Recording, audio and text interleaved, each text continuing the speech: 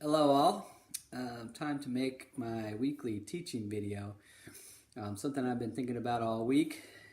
Just looking forward to talking about. Got my coffee, new coffee cup, Father's Day present.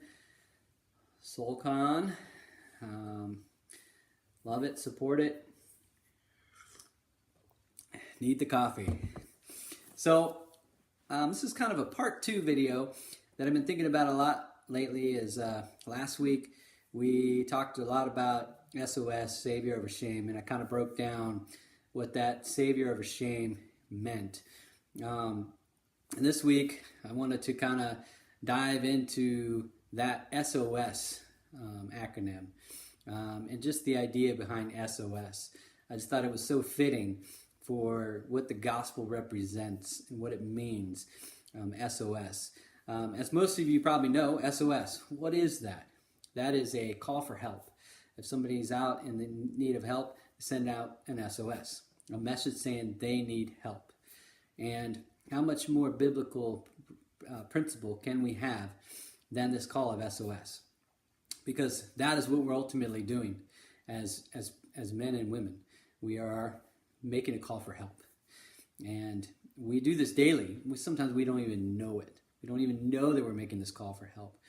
When joy has been depleted, we make a call for help.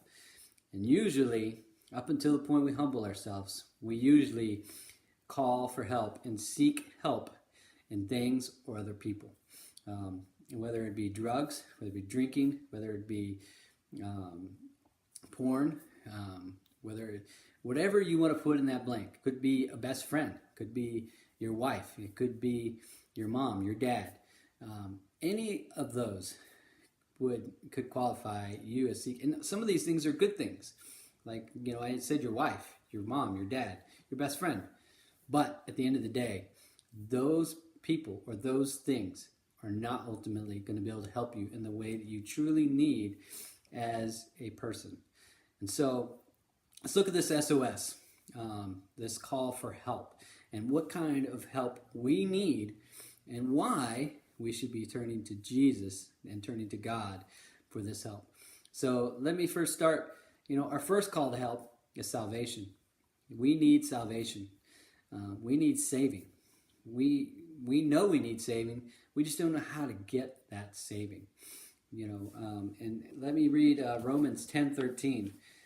Spells it out pretty clear on who we call and clarifies exactly what's going to happen when we make that call. And it says, Romans 10:13 says, "For everyone who calls on the name of the Lord will be saved." Right there, we're calling on Jesus. We're calling on the Lord.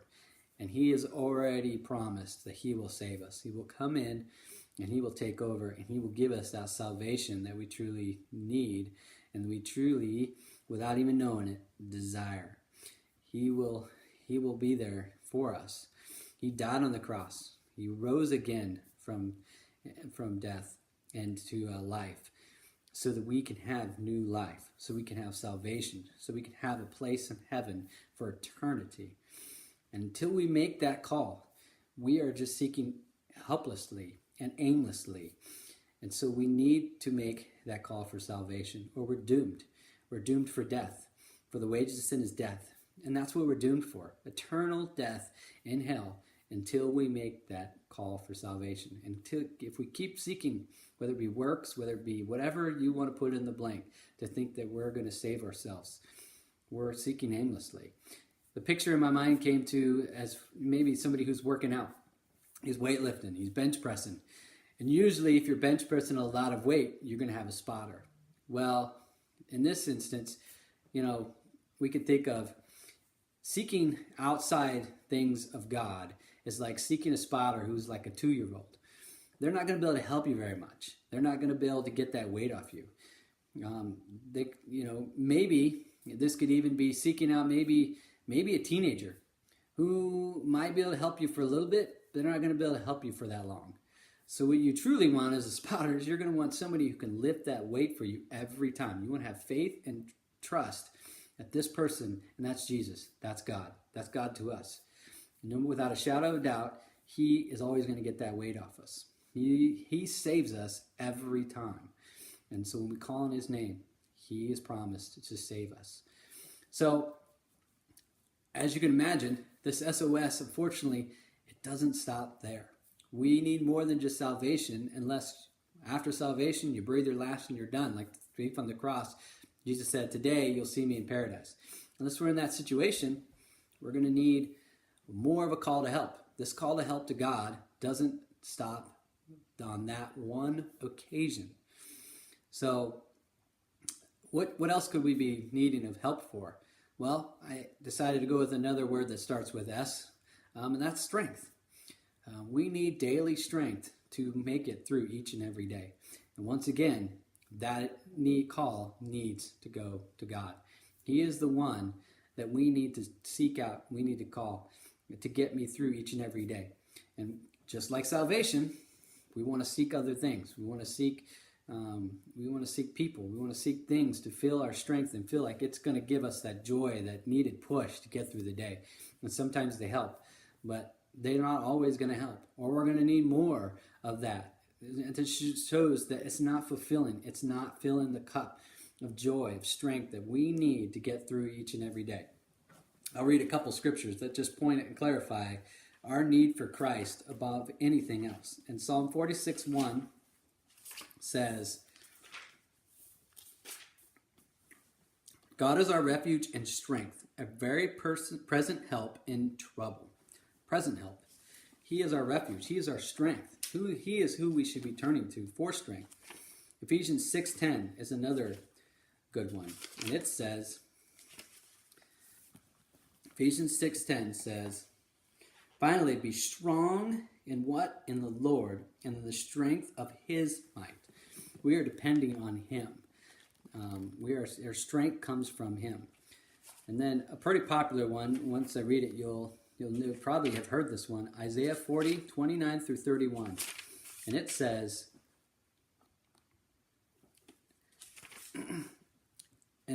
he gives power to the faint, and to him who has no might he increases strength. Even youth shall faint and be weary, and young men shall fall exhausted. But they who wait for the Lord shall renew their strength. They shall mount up with wings like eagles. They shall run and not be weary. They shall walk and not faint. So it doesn't matter who you are. You can think you're the strongest person in the world. But like it says here, young men shall fall exhausted. You know, we think of young men having the spring of life and having it all. They don't have enough. You need Christ. You need God. That is who we need to turn to. Amazingly enough, as I was thinking about this teaching that I wanted to talk about SOS, this verse, I read Psalm 25 this week. Psalm 25:1 just re-clarified this need to call for Christ. And it says, Psalm 25 verse 1 says, to you, O Lord, I lift up my soul. Without a shadow of a doubt, to you, O Lord, I lift up my soul. Nobody else, nothing else. It is to Christ that I lift up my soul. So I just wanted to encourage you in this SOS, this daily call for help. This, whether you need that first time call for help, that you need to turn to God for salvation. And if you are saved and you have that salvation that God has promised you, don't let your call for help stop calling on Christ. Stop calling on God. We need God each and every day. It's so important for our walk with Christ that we are seeking him, that we're turning to him. Because every time we turn to these worldly things, they're always going to fail us. But we can pray sure that God is never going to fail us. What I thought of when I thought of this turning to things, if you go back and you watch my testimony, it talks about maybe porn being something you call on. Well, even in that instance, it's very sure in my own life as I've seen it, and some of those that are addicted to other drugs and drinking can tell you that we can tell those don't satisfy because of how bigger those vices and those things that we turn to become. I can tell you that the porn that I may have looked at years ago is not the same as porn that I started out with before. It definitely grew in intensity because what satisfied me from the beginning definitely didn't satisfy me as it became more and more each and every day, month, year, whatever that looks like. And so that just tells you that Satan knows. Satan knows that he can tempt you with the little. And if he can get you with that little, he can get you with more. And that's why we have to stay away from those things and not turn to those things and turn to God first and foremost. And he has to be the first one on our lips each and every time, each and every situation. So stay tuned for the next one. We're going to look at Luke 9:23 and see what exactly Jesus has said about daily seeking him and dying to ourselves. And so that's what's going to be on the next one as we continue to kind of unravel and talk about this S.O.S. and this call for Christ and growing daily. I want you guys to understand that Christ wants us daily, not 1 day a week, not 2 days a week. He wants us 7 days a week, 24 hours, and he wants all of us. And if we truly want help, we have to understand that it's an hourly, moment by moment call to him and nothing else. So thanks for watching and listening, and I'll talk to you later.